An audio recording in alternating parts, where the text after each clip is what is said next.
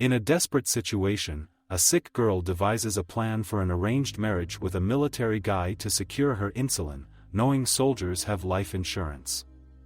The military man agrees under the condition that their love will be merely an act. He has his own reasons, owing money to a former drug dealer from his pre-military days. The arrangement is a way for both to benefit financially, ensuring the girl gets her insulin. As their plan unfolds, they face numerous challenges, including broken legs, near-death scenarios, and legal complications. Despite intending to fake everything, an unexpected turn of events leads them to genuinely fall in love. It becomes evident that they can't imagine life without each other, even though their journey started with a calculated scheme. Welcome to Thriller Recaps. Today, I am explaining the movie Purple Heart, explaining every scene as it happens. Watch till the end, and please like, share and subscribe if you enjoy this. Cassie arrived at the pharmacy for a refill of her insulin for her diabetes, but the pharmacist wouldn't give her a refill because she didn't have enough money for the medication. Cassie's mother walked into the store and offered to pay for the refill, but Cassie refused, saying she had it covered. She left the pharmacy without a refill while her mother followed her home. On getting to her apartment, she met a notice for her to pay bills, and they both had an emotional moment. Her mother told her she wanted to help her, but Cassie wasn't letting her, even if she couldn't do much. Cassie told her mother that she was on her weird little journey, and she was doing all she could to make things work, and her mother shouldn't bother. Luke, a young Marine, went for a jog and had a pickup truck follow him.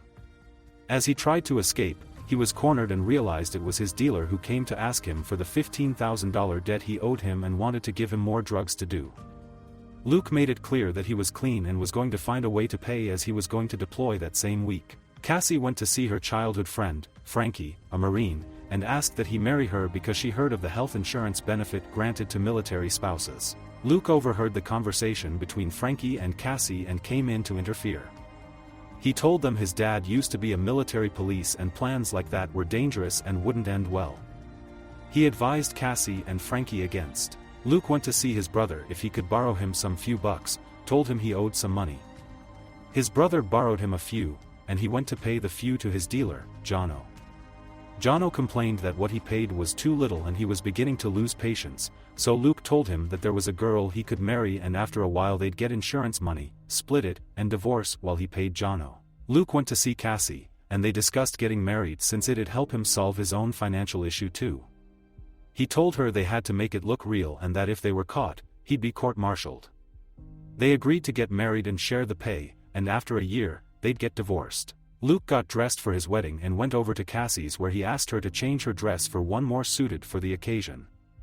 They attended the wedding where Frankie stood as a witness and gave them the ring he planned on marrying his girlfriend, Riley, with. The couple got wedded, and they had a brief kiss. At the bar with Luke and Frankie's fellow Marines where they were talking about flying out for deployment the next day, Cassie challenged Armando for talking about hunting down Arabs. The conversation got heated, and Luke asked them both to sit and remain quiet before standing up to go stay outside. Cassie joined him outside, and they had an argument, but when Luke observed that his friends were watching, he told Cassie that they needed to act like the argument was over, so they hugged it out. They all left the bar that night while Luke and Cassie retired to their motel room. Luke told Cassie he was scared about the deployment and the whole marriage. Cassie told him it was alright to be scared, and he would be a monster not to be scared. They shared an intimate moment that night and had sex. When Cassie woke up, she saw that Luke had woken up and had just returned from a morning run. They went to the base in her car where he gave her his brother's contact details and told her that if anything happened to him, she should tell him about their deal, and they should find some story to tell his dad. He kissed her and got onto the bus. Some Marines came down from the bus, lifted Cassie up to Luke's window, and they all asked them to kiss. Riley held Cassie's hand and told her that watching them deploy didn't feel real. Cassie and Luke exchanged emails and texts often. She told him all about herself, growing up and making music, and Luke told her all about the things that led to him joining the Marine. Jono sent voice messages occasionally asking Luke to enjoy his fake marriage and not forget to pay him up. They kept communication intact and told themselves details about their days every day. She called one time and told Luke that she'd written a song, and the Marines told her to perform a serenade that they wanted to hear it. But she told them it wasn't ready and promised to perform the song as soon as it was ready. When the song was finally ready, she called Luke, and he told her that it's been a rough day, and they had lost some guys. She performed the song titled "Come Back Home" to them, and it lifted their spirits. Luke was proud, and he told the Marines that she was his wife. She called Luke some other time and informed him that she'd sent the song to a couple of labels, and they loved it. She secured a spot at the Oceanside Alt Festival. Luke was happy for her and was glad that she was living the dream gradually. Days later, she tried reaching Luke but couldn't reach him. She wanted to share the news with him that the song had around 20,000 plays, but something had happened. Luke had gone on patrol, and an explosion had happened. Cassie performed at the bar where she worked as a waiter and received a call after the performance. It was a number from Germany. She stepped out to receive the call, and it was from a captain informing her that her husband had been wounded in action and had been transferred to San Diego. She rushed home to check for Luke's brother's contact but couldn't find it, so she Googled his name and picked his address from there. She arrived at the address, and it turned out it was Luke's father's home address. She informed him that he'd been injured, and she was contacted because they were married. They went to see Luke in the hospital where he was shocked to see his dad. They congratulated him on his marriage, and his father congratulated him on his Purple Heart Award. Luke was mad at Cassie for going to his father and told her his father would be watching them and being a military police, would turn them in if he found out about their arrangement. So they had to stay together. Cassie said she wondered what Frankie would think about them playing house, but he informed her that he and Frankie were on the same mission and Frankie was dead. They attended Frankie's funeral service amidst tears while the rest of the Marine watched the service from deployment. Cassie gave Riley the ring she had promised Frankie she was going to keep safe for him. Luke, now in a wheelchair, moved in with Cassie and made a new ring for her out of his dog Tag. At first, she wasn't comfortable, as she hadn't lived with any guy before and it was all new to her. But Luke told her that it was just to avoid him getting court-martialed and to avoid her doing time too. They redecorated Cassie's house to make Luke's father believe that they were married, as he came around to pick Luke for his physiotherapy session almost daily. Cassie got a new record deal and wrote another song titled, "I Hate the Way." She got Luke a golden retriever as a gesture to show emotional support for Luke, but he misunderstood the reason, thinking that she called him a cripple because she said she got it because guys like him needed something like that. He told her he didn't need her and his brother plotting behind his back. Luke found the dog cute and agreed to keep it. One morning, Cassie returned home and found her doorknob fixed. She got into the house and met Luke's wheelchair empty, and Peaches, their dog, sat on the floor. She then saw Luke walking using a cane as support. She told him she was psychic because she got extra tacos for him. They played with each other and bonded over tacos. That night, she asked that he slept in bed and not on the couch. They went to visit Luke's father, where they had a little family moment, and Haley, Luke's brother's wife, asked Cassie if they had considered having kids. But Luke told her to allow Cassie to be a rock star first, and they'd consider kids later. That night, while Cassie went to perform, Luke was on the couch sleeping when a call came in for Cassie from her mother.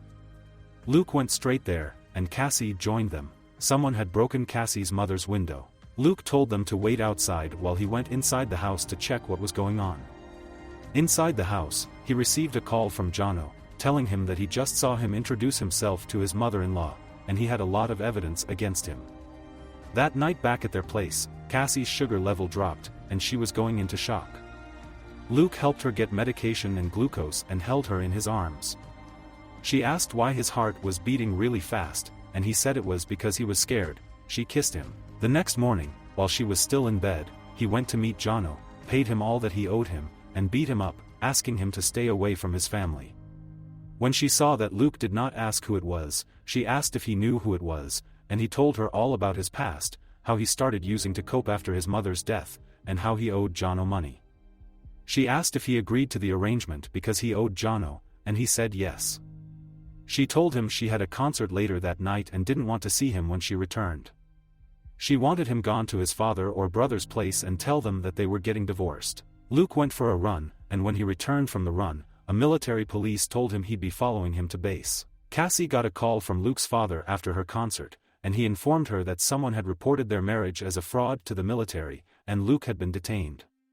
He asked if the marriage was a fake one, and she said not all of it. He told her the hearing was the next day. At the hearing, Cassie was present, and Luke offered to say a few words.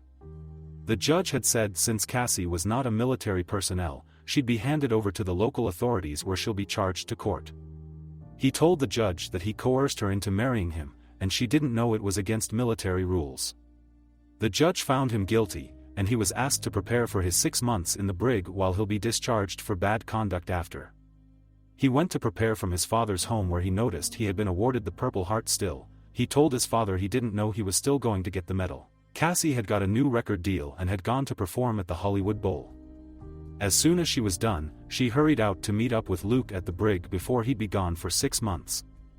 Luke and his family were all there. He hugged them goodbye, and his father told him that he was proud of him. As he got ready to leave, Cassie drove in and rushed to meet him. She told him she wanted them to be together, she wanted him to be the first to hear her songs, wanted him to go for a run and return home to her because she loved him. He said he was going to be away for 6 months, but she told him she wanted to wait for him because she loved him. He told her he loved her too and gave her his ring to keep safe till he returned because it was now real. Subscribe for more daily videos. Your support, likes, shares, and subscriptions mean a lot. See you in the next video.